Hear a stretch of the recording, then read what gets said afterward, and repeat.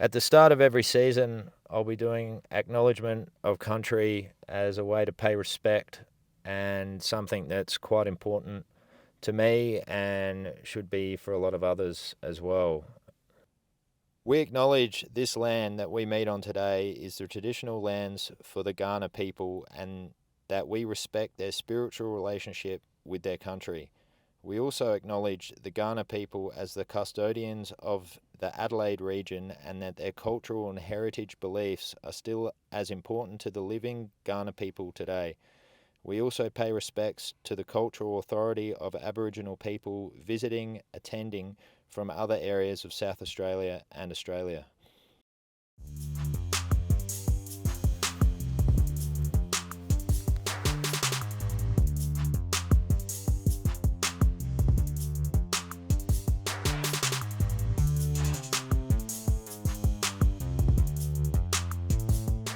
All right, guys, first guest for a quick Razz is Jeremy Skinner.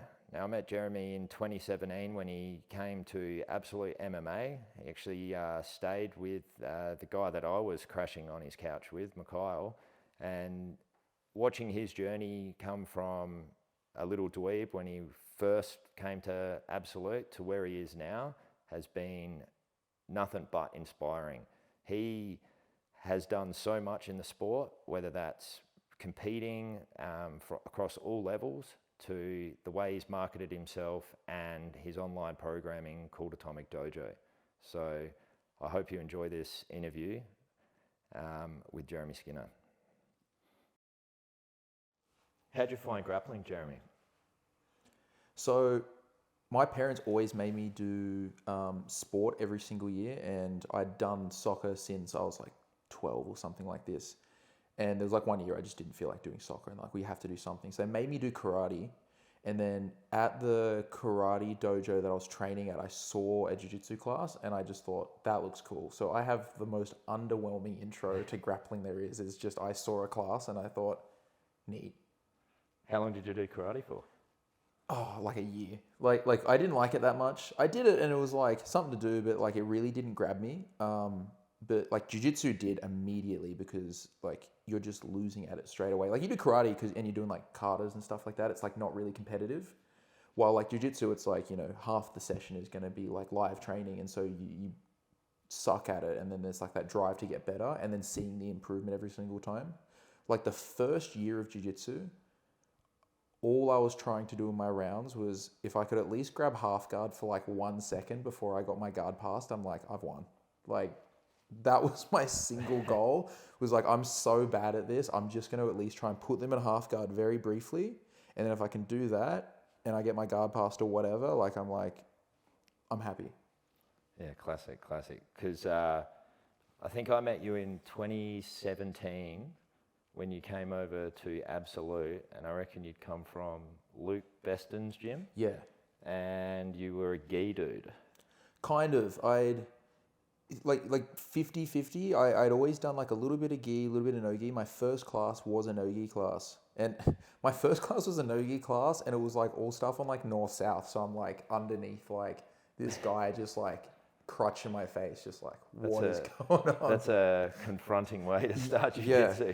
Actually, I remember the first time I was rolling with I think he was a purple at the time. This like big guy Ian, and I remember watching that drop of sweat roll off his belly fat into my mouth, and I was like, "This is the worst thing that can ever happen to me. It's all uphill from here." Protein intake during your first roll, perfect. I've already forgotten what your question was because I just thought about that.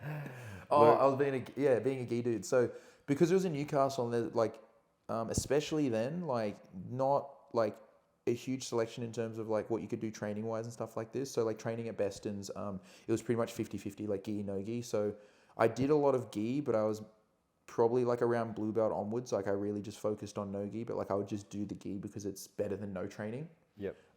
But then pretty much once I got to Absolute, like I completely dropped the gi. Me and Craig used to look at doing the gi like eating your dinner, like your main meal, and then no gi was the dessert. And then we just turned into fat slobs because all we do is eat dessert. Your first comp, how long after you started training? So I would have been a year into jiu-jitsu, and I remember I had only 3 matches that day because I would have been 17. And so, yeah, like white belt division, I think I had like a couple of stripes on my belt. I had one gi match where basically I put the guy in close guard, and for the whole 5-minute match, I just had him in close guard. So it was like one of like those white belt matches where fucking nothing happened. Sounds like all of my white belt matches. Yeah. Well, yeah, so I somehow got an advantage from maybe an armbar attempt, and that's, I think, the only thing that happened the whole match, and that won me that. But then I had no gi after that, and I think there was 4 people in my division, including myself. And so I had the first match, and I remember being so gassed. I took this kid's back, and I was so gassed out, I fully locked up like a strangle, and I just couldn't even squeeze. So then I ended up having to like let go and just like falling off from the back. And then after that, I think I got arm triangle in like 30 seconds. I'd never seen an arm triangle before. So I just remember like holding the gi lapels, and then, you know, you'd have, let's say like maybe like 5 or 6 matches. This is when we used to do the state champs, and you just, after they were like shaking your arms out, because I'd never felt that before. The only time I'd ever felt that was like the very few times I'd ever done go-karting, and the next day my forearms were just pumping. Or, you know, during the school holidays when you had the house to yourself. I was going to say the teenager when you first discovered. Yeah, from 13 to about 18, I reckon.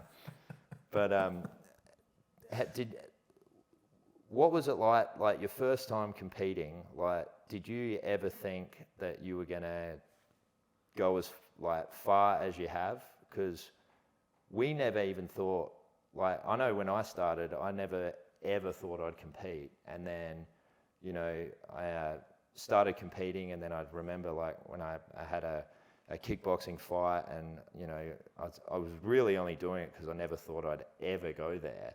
And like, with no plans of ever competing, like, was that how you thought once you did your first one, you just keep going after that? So I competed, and I didn't actually really know why I wanted to compete. So this first comp I went with a teammate, Daniel Ireland, and he was a lot older than me. Like, obviously, like I was a teenager. He was, I think he was like mid-20s at the time, and he really helped me a ton. So he was also a white belt at the time, but he might have had his blue belt at that stage, but he'd like competed a bunch all through white belt, and like, you know, like, so this is like 2012 at the time, I think, when I had like this comp, and like this is when like the Meows were like really sort of like pretty much like Meows and like Mendez brothers like peak at like you know, sort of like competition, and like the Berimbolo was like a really flash new thing. And so like, remember Dan like trying to do like a Berimbolo in competition, and people calling him like a sandbagger, because it was like if you're like a white belt trying to do a Berimbolo, they're like, there's no way this guy's a white belt. Yeah. But yeah, I remember like at the time, like competition was very much IBJJF focused. No-gi, like obviously there was no-gi comps, like ADCC was a thing then, but like it was completely dominated by the Brazilians. So being like an Australian at the time, I remember thinking about it and just being like, okay, there's no hope that I'm actually going to get to a high level. Like that's just a pure pipe dream. So this was always just like a pursuit of just trying to do something I enjoy, and not really expecting to go to ADCC or anything like this. Like it just like totally wasn't in the cards. Like at least looking at it then. And it wasn't until actually going to Melbourne and training with like Craig and Lachlan and being like, okay, like there actually is opportunity here. Because obviously like 2017, like both Lachlan and Craig had done the ADCC 2015. And I think just after I had first visited Absolute was when Craig went and did EBI for the first time, where he submitted, what was it, Dara O'Connell and Nathan Orchard. Yep. Yeah. Like, and so then seeing that and being like, okay, like we can actually get the training we need in Australia to like get to this sort of level and compete against these sort of guys. So that was like pretty big for me, which is why I then decided to move to Melbourne and like, you know, train with the guys. And of course, when I actually did move down, it was like a couple of weeks after Craig submitted Leandro low at ADCC. I remember watching that and being like, I'm never going to see Craig again. And that was pretty much if only we were so lucky, yeah. Well, that's when he went on like a 12-month like seminar tour and like never came back to Australia for like a long time. But even then, like still like going down to Melbourne and like training with like all you guys who like did have this experience like competing overseas, like you know, with like Mikael Yahaya, Tom Everett, like Lockie Warren, like all these guys who were also like trying to do the same thing that I wanted to do. I still remember when you came over and you stayed. I was living with Mikhail, and you came over and stayed, and then we were both on the couches, and you beat Mikhail in competition, and it was like the audacity of this guy to come over, stay on the couch in the guy's house, and then you went out and beat him. I mean, like, no hard feelings about it. I think Mikhail had beat me just before that, like in Sydney in front of my parents. So it's like, 1-1. Don't let the truth get in the way of a good story. All right. So Actually, I think I also beat Tommy at that comp. Well, that's a victory for everybody, really. Actually, no, that was just after I moved. I think I went against a bunch of people from Absolute, and like when I literally, I think I'd been there for like a month. Actually, you know what's crazy? You might not remember this, is when I actually moved down, I think that week was when you broke your leg. I definitely remember that. Yeah. I mean, October 27th, I reckon it was, when I broke my leg. Yeah, because I moved in October, because I think the ADCC was like right at the end of September. Yep. And then I think, like I was moving a couple of weeks after that, and I remember like that was like the week I like showed up to Melbourne and walking into the Pan Pacs venue and almost immediately seeing you snap your leg. Laid on the mats for 90 minutes, and then as they wheeled me off, I was trying to pass the green whistle to all my mates. You're cheering. Yeah. I could have ran off the mats after that. Your breakout performance, I remember you having that match at Boa, and I remember John Danaher sharing your, was it a heel hook? Yeah, inside heel hook. He did like probably 1,000 fucking paragraph comment about it, saying about where the level in Australia is. Is that what you'd say when you sort of realised you had a good chance of taking this seriously? Yeah, like that was like really cool for me, as like because I think that was only the second super fight I ever had. Like I think the first one I had was also for like bowl, but like on the like sort of the like sort of trial event they did. If you remember that, yeah, that was like a month before. So like the one like actually on bowl though, like that was pretty big for me. And it's weird because like I've thought about this before, whether or not like I've ever had like a breakout, like like obviously like Craig's had like a breakout. Obviously Lachlan was very good already before, but then it's different when he has like that crazy run at ADCC. Like these are truly like breakout moments, but I've never really felt like I've actually had that, and it's more just been like a sort of like steady climb up. Probably the biggest thing for me was winning trials. Like I know this is like not quite what you're asking, but like no, like I remember your run at trials. That was unreal, because I was actually there for that, and there was a lot of cool things that happened that weekend, like Tommy's lip, for instance. His ball bag. His ball bag. But watching your run through that was pretty special to see. Obviously, we were mates, but you were on fire, and I think you had I reckon, maybe, I could be wrong, but your hardest match for the day was actually against Peaches. And I remember, did you battle David? Yeah, David Stoyle in the final. Yeah. Obviously, like both matches were super tough. They were just a couple of tiny little tackers. Yeah. Yeah. They were like tough in like different ways, because I remember like that first match, like the first match I had of the day was against Peaches, and I got on his legs a few times. Actually, my plan in that match was to try and take his back, and then immediately that went out the window. And I was just trying to attack his legs. And I remember like, I think we went to overtime and he shot on me and I guillotined him. But I remember after that and watching Dave, I think had already like heel hooked 3 opponents in a row, like on the other side of the bracket. And I'm like, fuck, this is going to be a rough day if that was my first match and Dave's like blitzing everyone. Yeah. But then after that, like, it was like pretty cruisy. And then like going against Dave in the final, that was, it was weird, but like also cool at the same time. We were almost gonna actually warm up together for the final, because like Dave was like, we were each other's main training partners in the whole lead up to preparing for trials. And we're like, well, we're not really gonna surprise each other. It's like, I guess we could just warm up together. But the only reason we didn't was because we were worried that if the judges saw that, they thought we were trying to rehearse the match. Yeah, they're pretty strict with that sort of stuff. Yeah. At the ADCC events. Because like exactly like we just said, like, okay, like we're gonna have a proper match, like just full send on each other, which is why Dave goes for a scissor takedown like straight out the gate, and he knows that pisses me off. But like it's all fair game when you're competing. Yeah, like that was a tough match because actually Dave like shredded my knee in 3 places.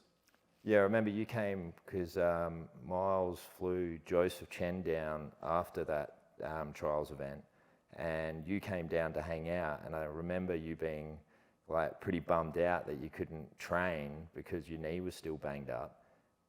Was that a long like process with the recovery? Like the injury, was it serious? So yeah, it was pretty serious. Like Tim Travail helped me a ton with recovering from that. So I went and got an MRI on my knee. Tim helped me heaps with that. Like he actually even identified that I had like from the MRI a bunch of previous knee injuries that I'd clearly just like walked off. And so he helped me a ton with like prescribing like rehab and things like this.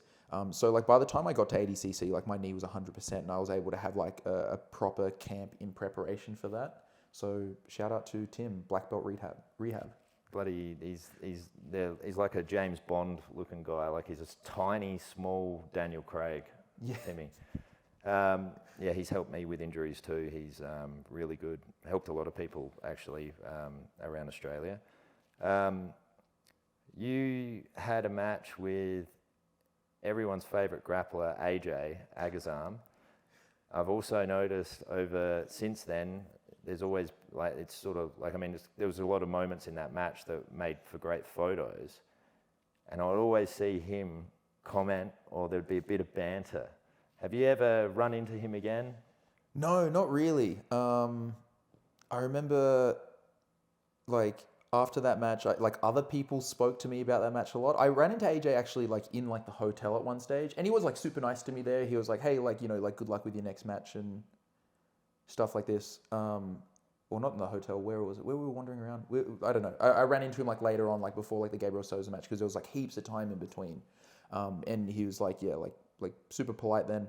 But I remember like there's like some events where immediately after that they were like trying to put together like the rematch, and I was like, AJ was nice to me, but he also stuck his thumb in my eye during the match. So I'm like, I don't really want to have to relive that. Like that sucked. I better buy him a beer for that, eh? Well, I mean, it could have been worse. He could have put his thumb somewhere else. Oh, is that worse? Depends, I guess, if you've had a beer first or how many. Look, a thumb somewhere else after a thumb in the eye is only going to be better. Probably better a thumb in the eye before it goes somewhere else than the other way around. One thing I've noticed with grapplers is there can be some really good grapplers that never really take off because they're not very good at marketing. And the social media game is a huge one. One thing I've noticed with you is you've marketed yourself very well, and with that, like advice for grapplers coming up, what's like things that they have to do, and what are some things that people go wrong with? So, you've met Marcio before, right? Marcio Ikamatsu, like Japanese Brazilian guy. Yes, yeah. Yeah, so he helped me a ton with this, because like at the beginning I was such a pain in the ass to deal with in terms of like doing photos, trying to do social media and stuff like this, because like the real key actually to it is you just have to fucking do it. Like the problem is people feel weird about like posting like every other day and like trying to be consistent with it, but like you actually just have to be consistently posting. And really you can have like a sort of like persona with Instagram and things like this, but the reality is like what you need to do is like try different things and see what sticks and then head in that direction. And the only way you can achieve that is like by actually just like sticking with it and like just volume. And so I think like the main thing, like I speak to like different guys about this, and they're really good grapplers, but they just don't post enough. Like they just need to be posting consistently and just finding ways to produce content that people want to see.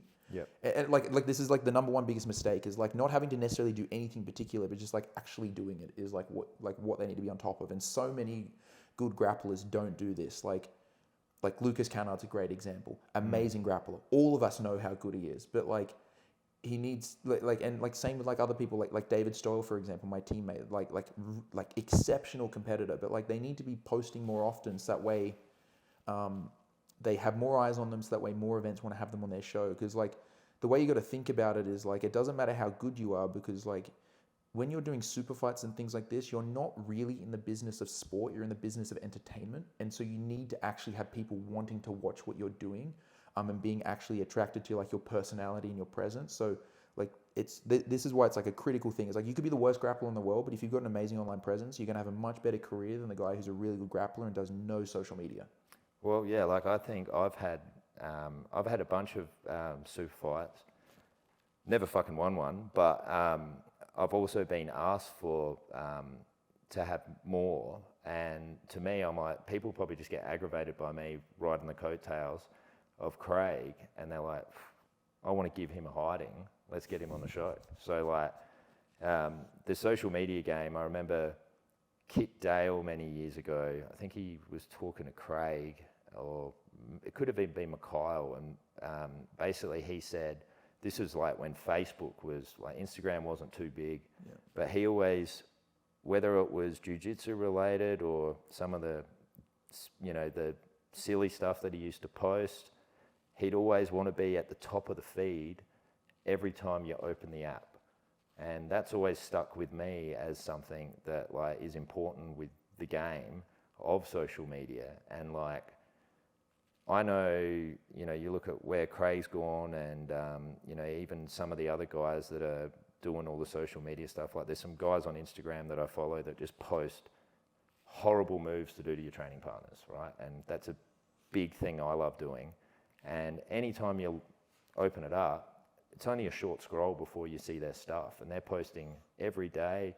Mason Fowler's a good one. I see his stuff pop up all the time on Instagram. And he posts serious like moves that'll work at high level, and then he'll also post funny shit, and that to me appeals to everybody.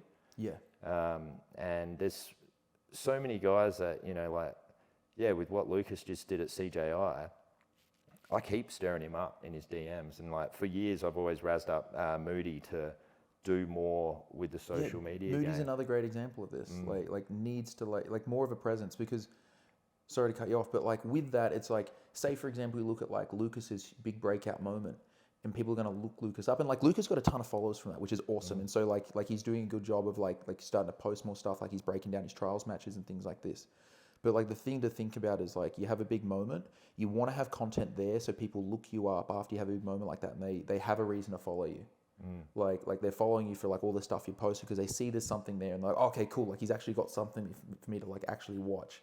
Versus if you got nothing there, someone looks you up, maybe you had like a good comp or something like this, they're gonna be like, oh, he doesn't post anything, like, good match, but like there's nothing there for me to actually follow.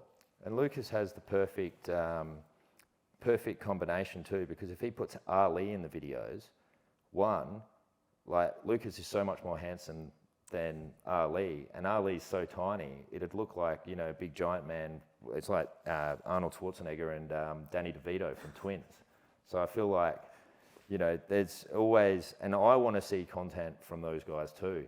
Like Moody's one of the best guys I've ever trained with. He's such a good coach with so much technical knowledge. I feel like there's certain guys out there that I'd love to see more of, and then there's a lot of guys that I'd love to see less of. You know what I mean? Yeah. Talk to us about, while we're on the topic of like marketing and stuff, your Atomic Dojo with your online learning. Like, I know a lot of guys have Patreons and stuff like that, and I always thought that was for adult content, right?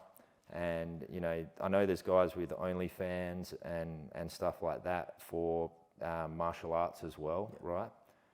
I noticed Lockie Giles went his own route. Yep. Why did you go Atomic Dojo? Yeah, so this is something I wanted to do, because like obviously like you need to make money in jiu-jitsu, and probably the best way to do that is with coaching. I enjoy coaching as well, which works out really well for me.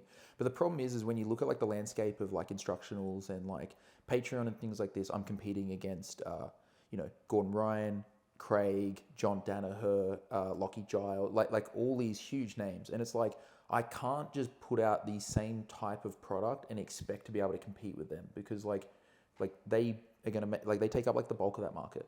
So instead, like, you need to like offer like a fundamentally different product where you actually just give more value to the person than like what like an instructional will. Like instructionals is like one-way communication where they create the content and then they send it out and then like you receive the content. And so with Atomic Dojo, like what I've got it set up with is like we're operating in like a group. So like there's a big group chat and everything. People ask questions and then I'll either like forward like videos that I've already recorded to them, like that I've like posted in the past, or like I record new content. And so the idea is to have like two-way communication. And so I even have like people who live in like quite remote areas, like that are like learning jiu-jitsu like from me, which is like really, really cool. And this is sort of like what I want to like aim for, is like to have like more of a direct impact on like people's journeys with this. And I think like it means I can also just offer something more than like what these other people can, because like, I mean, like obviously like these other guys, they don't have the time to do this sort of thing, but like I want to make this like the core of like what I do, is being able to like help people that are in like different parts of the world and maybe don't have necessarily like the access to high level coaching and things like this. Like the best example of like what you can do without having access to a high level coach but just good information is Joseph Chen.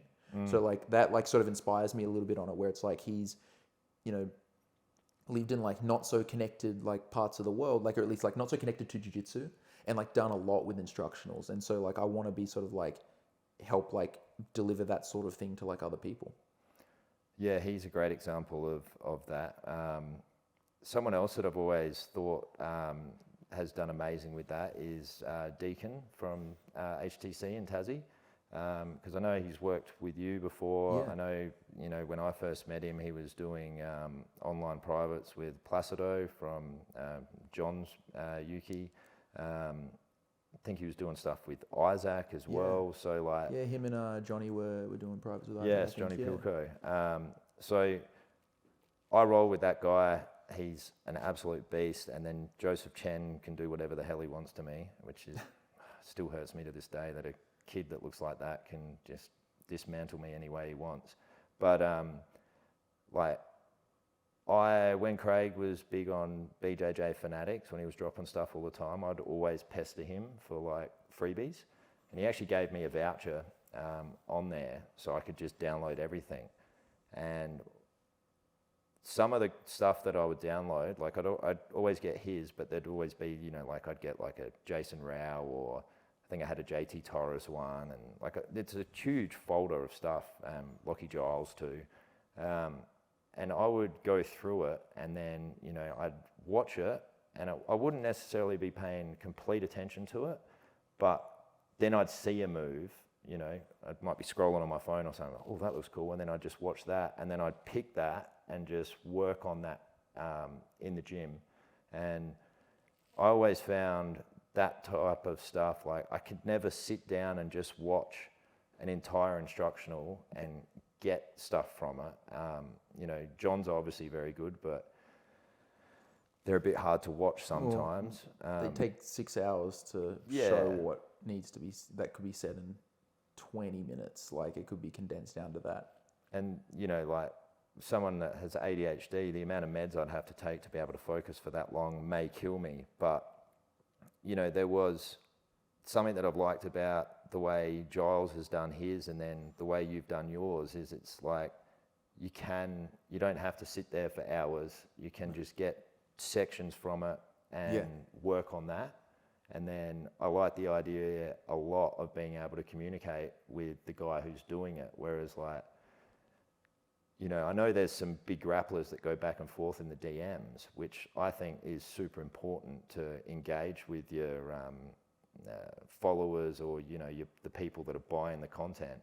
But like with your type of online portal, if you'd call it that, I think people get so much out of that, being able to, you know, this isn't working, and, you know, like I've even sent clips to, you know, I'm fortunate I can send it to Craig or, you know, even Joseph before, you know, I've got mates like you that I can ask, but like being able to like actually go back and forth with them to get that extra detail. I think online programs like what you have is going to be the next big thing, where like maybe BJJ fanatics, I don't see that sort of stuff dying or anything like that, but I feel like there is a lot more to gain from the stuff where it's just you guys. Yeah.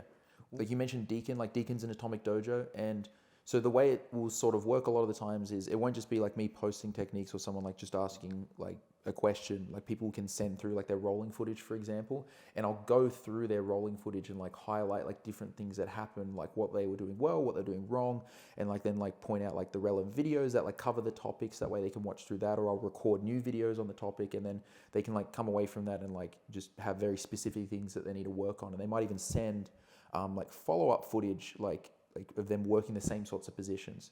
And like interesting things happen as well, where someone will send through like rolling footage and they'll be like, oh, like I was having this problem. Like an example was like last night I was going through some like footage for some of the guys. And they're like, yeah, like I'm working like my loose passing, and I just find it's like really hard to like maintain like an angle on his guard.